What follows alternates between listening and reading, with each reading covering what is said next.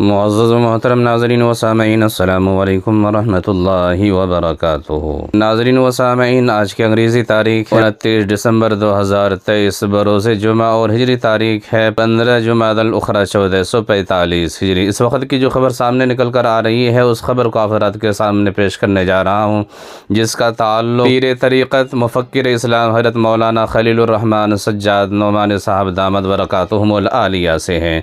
तो नाज़रीन व सामईन, आगे बढ़ने से पहले, ख़बर शुरू करने से पहले आप तमाम से गुजारिश है, अगर आप चैनल पर नहीं हैं तो चैनल को सब्सक्राइब ज़रूर कीजिए और वीडियो को ज़्यादा से ज़्यादा शेयर कीजिए।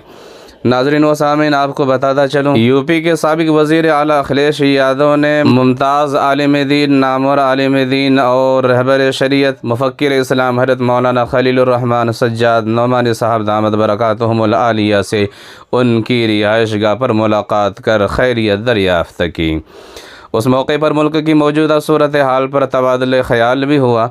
मौलाना खलीलुर रहमान सज्जाद नोमानी साहब ने कहा कि भारत सिर्फ़ सेकुलरिज़म से जुड़ा रह सकेगा, अगर ये टूटा तो मुल्क टुकड़े टुकड़े हो जाएगा। मौलाना खलीलुर रहमान सज्जाद नोमानी साहब दामद बरकातुहुमुल आलिया मेडिकल चेकअप के लिए लखनऊ तशरीफ़ लाए थे। उस दौरान अखिलेश यादव साहब ने इयादत के लिए मुलाकात करने गए।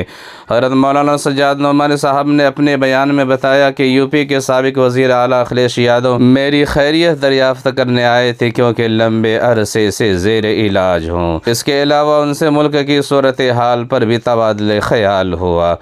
उन्होंने कहा है कि जो सूरत हाल पूरे मुल्क की है वो तशवीशनाक है, जिसकी वजह से हर मुहिब्बान वतन परेशान है और ख़ास तौर पर EVM मशीनों पर सवाल उठ रहे हैं। उन्होंने कहा कि पूरे जनूबी भारत से BJP का सफाया हो चुका है। अगर EVM मशीनों का गलत इस्तेमाल ना होता तो कई रियासतों के नताइज मुख्तलिफ होते। इसके अलावा भी और बहुत सारी बातें उनके दरमियान हुई। तो नाज़रीन व सामईन, आपसे गुजारिश है कि इस वीडियो को ज़्यादा से ज़्यादा शेयर करने में हमारा ताउन कीजिए।